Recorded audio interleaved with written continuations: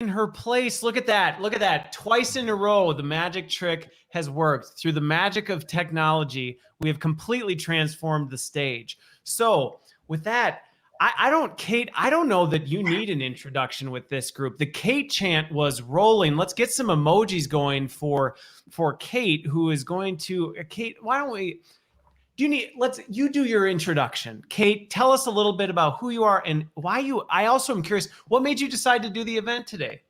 Well, actually, this event is devoted to the 7Tap's very first birthday. So we are here to celebrate our first year on the e-learning market. So let's All right. have some cheers and some positive vibes.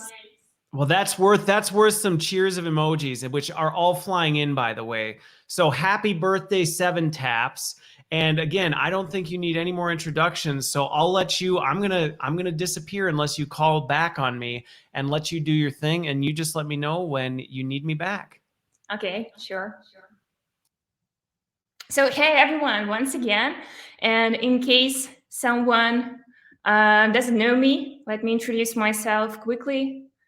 I hope you can see my slide right now. So I'm a passionate L&D professional, and right now I'll put my LinkedIn profile in the chat so everyone can reach out and connect because I'm really open for being connected with microlearning fellows. Thanks for joining my session. Thanks for joining this gathering today. So who I am? I am a founder and chief product officer of 7Taps. I'm on the adventure of building my own company, and I'm a huge fan of microlearning, and I have a deep interest in e-learning technologies. When thinking about what to present today, I thought that actually I talk to our clients a lot, and as a founder, I understand that one of the questions people ask about most often is linked to driving and addressing business needs with microlearning. So I decided to take a look at this topic closer and share some real-life use cases and perhaps inspire someone to start using this approach, or maybe let you think of some another scenarios you might introduce this approach within. So let's start. First of all, knowing when to and when not to use microlearning actually begins with the thorough needs assessment. And we'll be addressing this slide. Oh, I'm sorry, I switched it. So we'll be addressing these slides throughout my whole presentation. And I guess this is the main point to start thinking of introducing microlearning. What's your problem? What's the problem your company is facing? Or perhaps you want to prevent some problems with microlearning experiences. What do you want to achieve? What's your measurable learning objectives? Who you are targeting? What are their needs actually? And what's the most important thing about microlearning experiences, I guess, is what context will be there when your learners will need your microlearning experiences, when they will refer to such type of content. What technology will be available to your learners at that very moment, and what type of content you might deliver to feed that context and to feed that technology, and how do you evaluate that result afterwards. This list of questions might be extended depending on the use case, but that's definitely a good place to start, and that's definitely will help you to drive your business needs more effectively. Speaking about some general guidelines, I don't want to repeat the previous speakers, just will touch on the very high level. The first one, the most common scenario is when you use microlearning for introduction and reinforcement. What you can do, you can deliver some warm-ups and deliver them before training sessions. You know, like having some coffee in the morning to get your brain cells active. Or you can deliver some prompts and reminders between training sessions. It makes sense when your course is long over a period of time. Or you can create some follow-ups and reminders and thus reinforce what's been taught. A couple of weeks ago, we've run a kind of a research about how our users utilize 7 tabs, and we found out that the reinforcement scenario is one of the most common, and it takes about 40% out of all the use cases. Actually, there's no surprise for me. Just take a look at this slide. Here you can see an example of a memory retention curve affected by repetition over time. So reinforcement hugely improves knowledge retention. And another important thing here is that it really helps to diversify the learning experience. By the way, next week we are at 7 tabs introducing spaced learning feature, and it will help you to create a sequence of 7 tabs pieces, then set a time, set some intervals, and deliver this content in a sequence. So it will leverage this spaced repetition effect. And as for the reinforcement, actually, it's not only training sessions that might be enhanced with microlearning approach. You can think of any material, any content that conventionally is perceived as long and boring. And I have a short story to tell you. One of our clients, actually that's an equipment company, uses 7 tabs for safety purposes. What they do, they create 7 tabs summaries, and they put that summaries at the bottom of their standard operating procedures documentation, so that their employees can scan it very quickly just with their smartphones, can quickly go through it, and that's all, instead of reading a real long and sometimes boring file. At least it will help them to recall the basic concepts, right? Also, due to the nature of microlearning, it lends itself easily to what we call just-in-time learning. Just-in-time learning pieces might be presented in various formats. Think of videos, infographics, images, PDFs, or 7 tabs pieces, or podcast series. We're really spoiled for choice these days. But what I'd love really to pay your attention here is how such content could be organized. First of all, it could be a resource library. Think of a library composed of small bits of very, very targeted information. For example, it could be a library of frequently asked customer questions, and your sales manager can turn to this library anytime and can get some technologies, how, for example, to reply to the angry customer. Or it could be a library of, I don't know, restaurant standard operating procedures, and your waiter can turn to it anytime. What microlearning does here, right? What's the effect? Actually, it helps to remove the pressure from your employees to memorize every single action. They just know that they have kind of a library they can resort to when they need it, and then they can just get back to their work immediately. You can create some standalone bytes that, again, help to achieve a very, very specific outcome. They're very targeted. It can be used almost for any knowledge delivery process in your organization. For example, for the onboarding process, during some product training, during some sales training, or I don't know, anything you can think of, just except of some really complicated technical concepts. For that scenario, 7 tabs and microlearning are definitely not recommended. And as for the standalone bytes, the best advice here is to place them somewhere your learner, your receiver might need them, or deliver them right in the moment your learners might need them. Let me show you a great example that will illustrate it. At one of my previous consulting projects, previously I worked for L&D consulting company, and it happened in the good old days when everyone used to go to their offices for work. One client complained about the inefficient use of their employees' time. One of the reasons for that, as we found it out, was in a lack of knowledge on how to run really effective and productive meetings. Because people really spent ages just sitting in the meeting rooms and chatting and doing nothing. So what we did, we created a very nice and practical instructions on how to run effective and productive meetings. There were a series of eye-catching banners. They were placed literally in the meeting rooms. And this small detail, right, it sounds like a very small detail, turned to be incredibly helpful. Why? Because people started looking at it during every meeting. They just started following these rules and started saving their time, and as a result, their meetings turned to be more productive. And by the way, what I'd love to pay your attention again here is that this example shows that microlearning does not necessarily require technology. It can be a banner that is somewhere in your meeting room, right? So start with the needs assessment.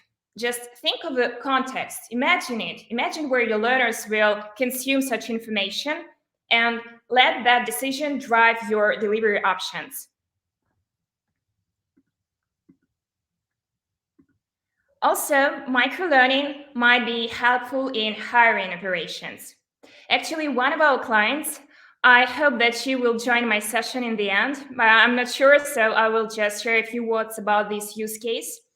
What they do, they prepare their candidates for the job interviews using some microlearning pieces created in 7 tabs. They actually introduce their company. They put together some information about the upcoming hiring procedures. And I really love this case because at the end of the day, hiring process is not only about a candidate who sells their skill set, who sells their experience to a company, right? It's a two-sided process, and a company should generate a good impression too.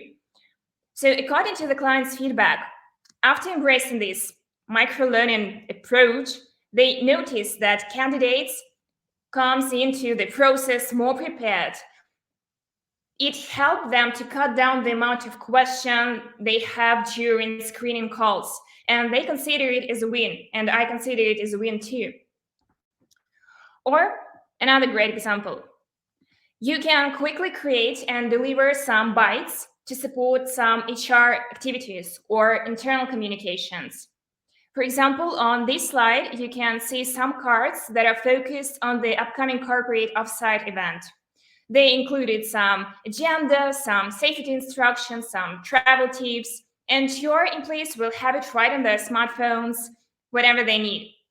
And that's really a nice way to keep your people on the same page, to keep everyone engaged, and you can update the information just in a snap without uploading it on any learning management system. And in the same way, actually, I've seen such questions for the previous speakers. You can deliver some content for diversity, equity, and inclusion concepts as well. It's easy as that. And actually, it's not only about employees who can be your kind of a micro-learners, because microlearning is a great solution to keep your customers engaged too. Frankly, when we launched 7 tabs a year ago, we didn't think that it would be used by marketing specialists. That was not the plan, definitely. And we were really surprised to understand, to realize that some of our clients, and according to the latest data, now it's up to 20% of them, they use 7 tabs to create some customer-facing, I call them micro-landing pages. So we decided to explore this case because it sounded really interesting, and we talked to that users, and they told us that typically when you need to explain something to your customer, what would you do? You would build some landing page or some web page, and when you are building it, you are always struggling for your users, for your customers' attention. People really, marketing specialists, spend lots of time on playing with headlines, with some bullet points, with some wording, with placing some pictures in the right order. But actually, you never know how your customer, how your visitor will consume this message. You can only predict. And as opposed to that, 7 tabs pieces, 7 tabs kind of a micro-learning pages are a very straightforward way to deliver your message and literally to guide your customers' attention from one code to another, from one concept to another, from one message to another. And there is a very, very slight chance for your learner, for your customer to get distracted afterwards. Just try to keep it short and simple and concise. And that's exactly what people in marketing and in sales departments love about 7 tabs. And as for the concrete example, how people use 7 tabs in the marketing, they may roll out some new features, some new products, some new services in the company of some microlearning bites, or they can deliver some quick instructions and some answers to the customer's question. And at the end of the day, it's just the same, just-in-time learning, only for your customers, not for your employees. As for the concrete example, on my slide, you can see the real scenario when a company used 7 tabs for communication with their customers. This particular piece was created by the marketing department team. And as you can see, they present some security awareness tips for SMBs.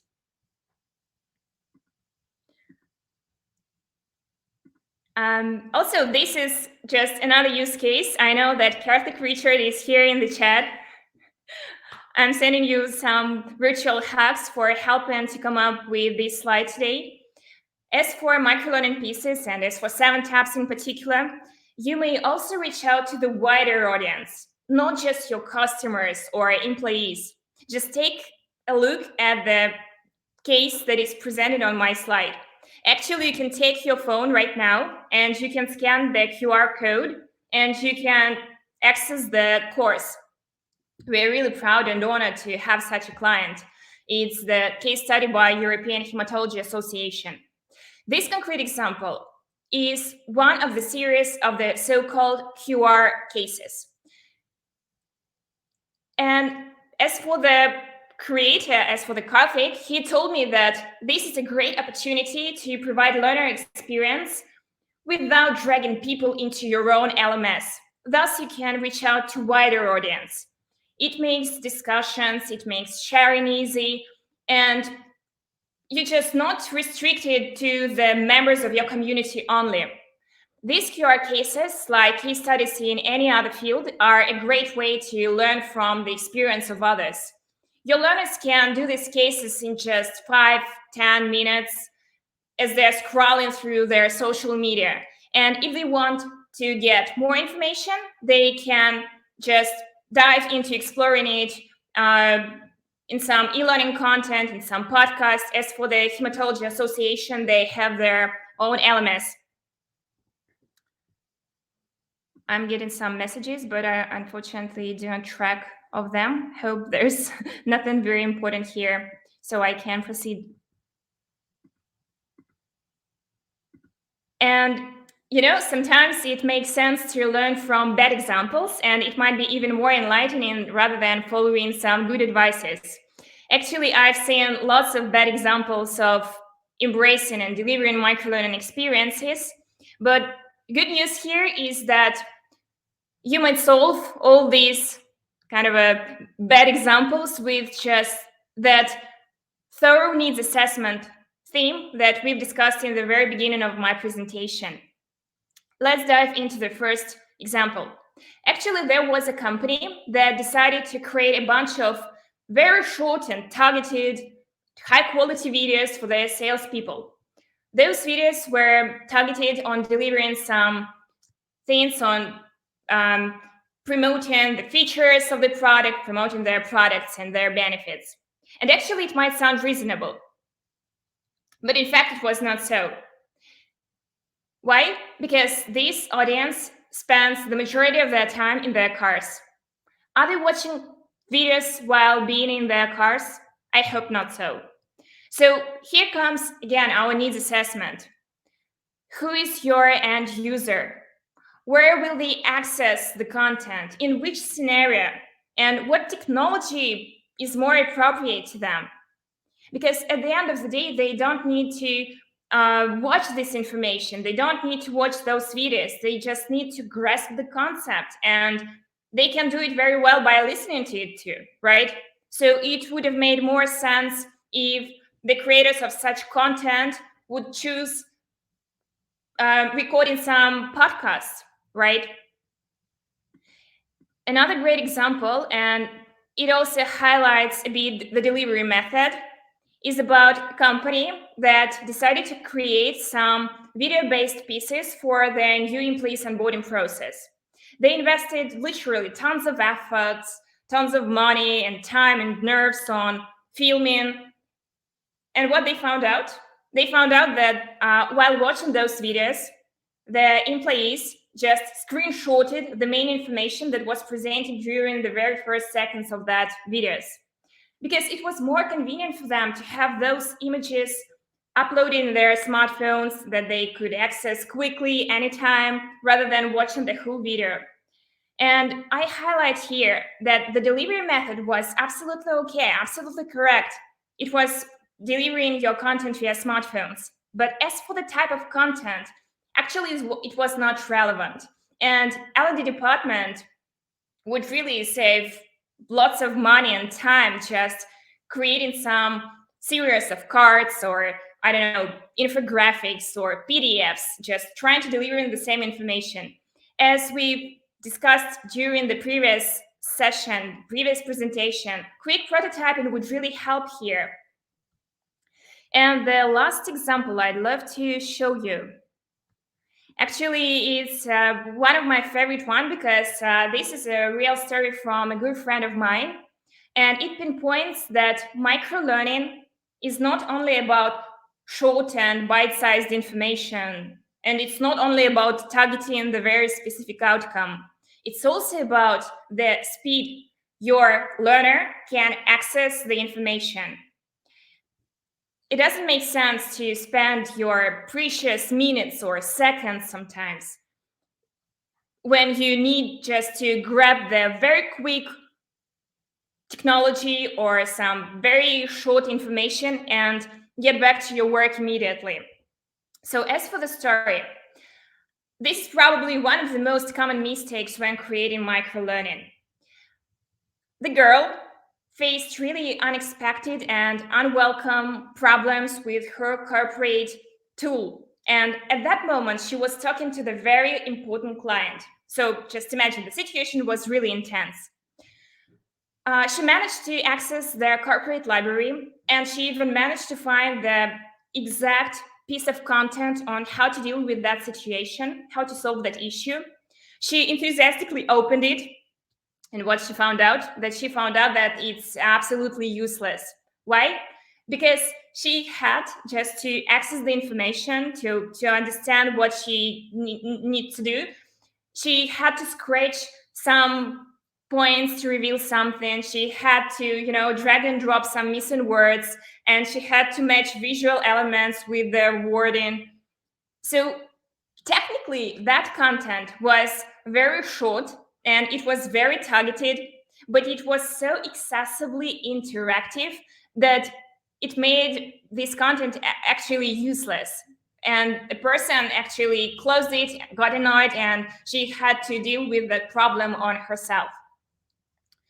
So again, as we've discussed it previously, reinforcement is the key part of the learning experience. And let's take a look at this slide again. What's the problem your company is facing? What you want to achieve with your microlearning experiences? Who you are targeting? Who are they? What do they need actually? And in what context will they refer to your content? Will be they in the cars, or will be they sitting in the meeting room and just perhaps they will be talking to some angry customers and they will need your information ASAP, and they won't have any time to drag and drop and to scratch something on their smartphones or on their laptops. What content do you need? What technology is available to your learners? And how you can evaluate the result afterwards. All in all, microlearning is definitely a good solution when applied reasonably. So apply it for boosting knowledge retention, for reinforcement, for delivering some just-in-time learning. And make sure your microlearning pieces are not only short in size, but also they are relevant to the context, they are accessible, and they will help your learners to achieve a very specific outcome, to help them solve some problems. So having said that, thank you so much for your attention. I'm open to chatting. Here's my personal email. You can reach out to me with any question about microlearning or 7 Taps. I'm happy to help. Everyone knows that I'm very friendly and I'm open to communication. And that's all. I'm happy to answer your questions. Perfect.